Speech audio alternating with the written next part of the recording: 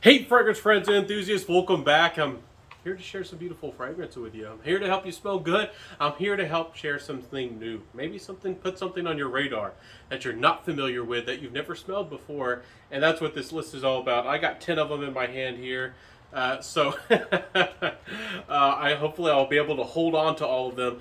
Before I make myself look like a fool, help me out down below. Like, comment, and subscribe, and all that good stuff. If you do find that you enjoy this content and want to learn more about fragrances.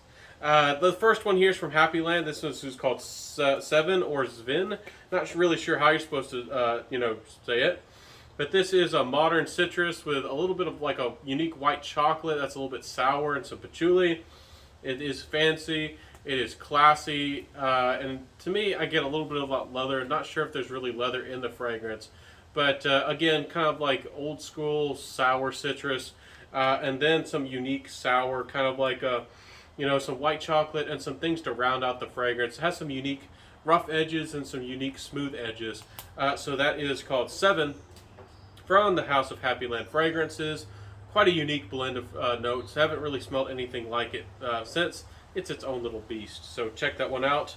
The next one is called Cure Andalou. If you're familiar with leather fragrances, you might have heard about this fragrance, but not everybody has. From the House of Rania, this is a beautiful niche house and really underrepresented.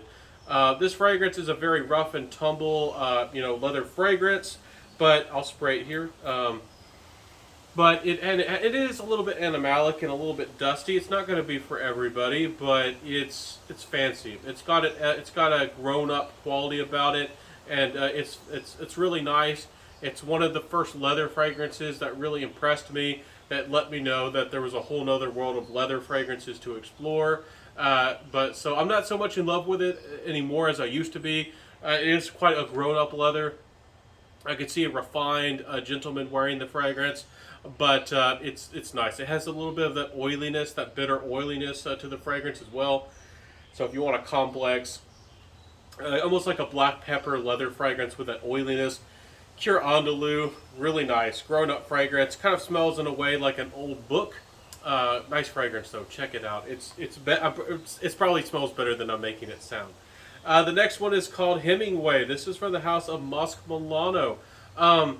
This is considered one of their best for good reason. This also has that aldehydic, kind of like papery, leathery vibe to it. A little bit of spices, a little bit of citrus, kind of this old world charm, a little bit of animalics in the background. It oddly has this odd fabric smell that reminds me of walking into like as a child when we would go and actually look at like Beanie Babies and go to like a florist. Not that it smells like florals. It really reminds me of like old fabrics, like a couch, and I guess like toys, like teddy bears. It's Hemingway is odd that way, so it's comforting but yet respectable and has this old world charm to it. So certainly worth trying, certainly worth giving a chance. You might like it. The next one here is Jeroboam's Vespero. This one is sometimes called an Aventus dupe or an Aventus adaptation.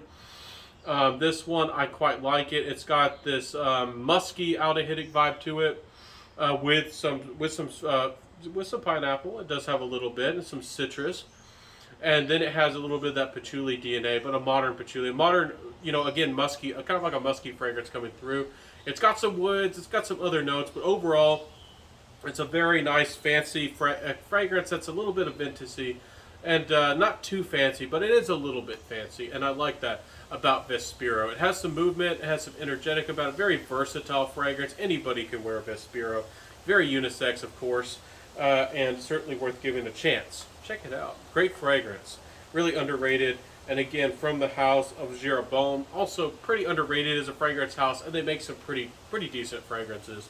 The next one here is from the House of Atelier Foix. This is called Eau de Aviateur. So it's all aviation, flying in the sky. This fragrance here has, I think it's some yuzu. This has some fresh, crisp citrus off the top. Also a little bit aldehydic in its own way. And then the fragrance kind of wants to go in this clean, soapy, slightly rosy direction with some patchouli perhaps. Nice fragrance. Those are really the main notes. I kind of to my nose. It has this fresh, playful, wispy, cloudy type of quality to the fragrance, going in with that aviator type theme, and I think that that was captured pretty well and pretty playfully in the fragrance, and I like that. So. Nice fragrance. Again, kind of goes almost on that dry, slightly bitter, cottony type of vibe with the clouds I mentioned. But not a bad fragrance. If you want a soapy, clean, fresh fragrance that's different, this is one of the strongest ones I've ever tried, along with Wulong Cha from the House of Nishane, which I've talked about and I highly recommend. Let's jump to the next fragrance. We got none other than from the House of Posi. We got Meg. This fragrance here.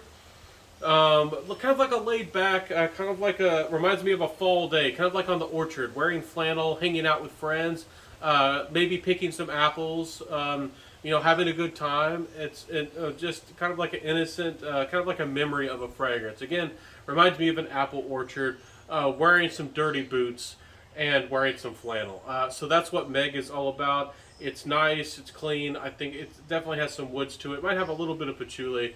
But it has that apple, almost cider type of feeling to the fragrance. Not sure if that was the intention behind it, but that is what I get from it. And it is a little bit of almost like fancy, I guess in an old school way, like a country way. It's got that respectable quality. It's not overtly fancy. It's not posh. Meg from Posi isn't anything like that. But I did want to include it in the list for more of like a fancy fragrance that's super laid back, but could be dressed up just a little bit. The next fragrance here is called Nebbia Spessa. This is also called Deep. Again, from the house of Nebbia. This brand makes some really unique fragrances. This has that really kind of aldehydic.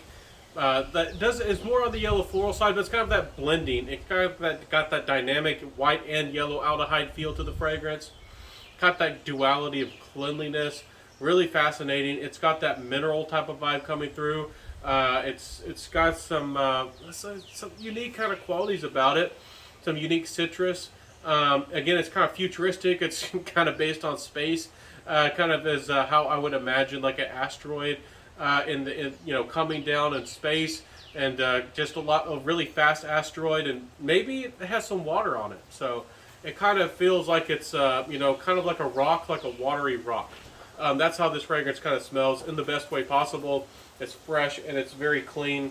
So if you want a fresh, clean fragrance with a lot of twist, it smells a little bit different and unique, you might want to check out this one, Nebbia Spessa, the deep version. Okay, we're getting to the kind of the last two fragrances. This is Boise 1920. This is the Extreme. This one is a very nice, again, charmer of a fragrance. You get some vanilla, you get some geranium, you get some cedar. Certainly, let me smell this one again. I'm juggling all these little mini. These aren't even sprayers. I have like 10 fragrances in my hand, and this one here, it's a little bit rustic. It's got some of that furry, leathery quality to it, no doubt about it. Some patchouli, yeah, definitely, and some spices and some old world citrus. And it's really quite nice. This is quite a grown-up fancy fragrance. This is for somebody who's very comfortable. Maybe somebody who likes to take their time. Somebody who likes to live the good life and do things at their own pace and their own schedule. And it is a nice kind of grown-up fancy fragrance. Not something you might typically think of as a fancy fragrance, but I think it works in its own way. Again, that's Boise 1920 Extreme. It's not super strong on the performance either. Not that it's weak, but when you see Extreme, you might think that's going to be a 10, 12 plus hour fragrance, and it's going to be beast mode. No, not really. But it does perform pretty decently. That's Boise 1920 Extreme. The last one here I wanted to mention is something that vintage heads or vintage fragrance lovers might really want to seek out or hunt for. This is called Murano, Eau de Murano.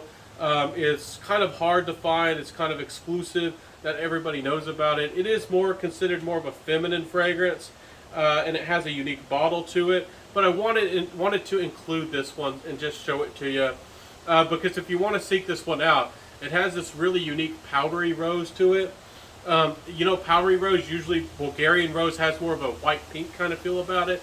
this still manages to be a powdery rose that also still feels quite a bit red and voluptuous. There's again, this fragrance does go a little bit on the cheaper direction with patchouli and woods and a little bit of sweetness. I'm trying to see here if it mentions, yes, a fruity top, but rose. It has violet and jasmine. Yeah, it has vanilla. Wanted to double check on that here on the little card. Definitely some vanilla. Nothing too unusual about this fragrance to jump and leap out at you, and it doesn't change or morph into anything too strange. But it's really nice. This is something that I can imagine, somebody back in the day really enjoying. It's smelling fancy and opulent, well put together and confident. This is none other than Murano. One of the simplest. It's not simple as in that it's boring, but really just does everything right without having to add anything or really change anything up. It just, beauty in the simplicity. That is none other than Murano. Beautiful fragrance. And if you do like chypres and fancy clean fragrances, you might want to check it out. I do think it's a little bit more for ladies, but this one, it's very unisex. Honestly, even though the bottle's kind of feminine. And it seems that some guys are comfortable with chypres, so I guess that could be a talking point. And if you do decide to go to that comment section, let me know which of these fragrances sounded the best. What is your favorite fancy fragrance that's non-typical? Again, a fancy fragrance, we often think of the most posh, elegant, fancy fragrance, but these are a little bit different, and I do think that these can be dressed up in their own way and add a certain feel of regality or a very confident sense of self. And hope that you enjoyed this list today. Again, let me know in the comment section, what's your favorite fancy fragrance? Which one sounded the best? Which one caught your interest? And I'll see you in the video next time, my friends. Wear what you love, rock what you got, be safe, live well. I'll see you in the next video. Upload Mondays, Wednesdays, and Fridays. So I'll see you next time, everybody. Have a beautiful day. Live well. Peace out, and bye.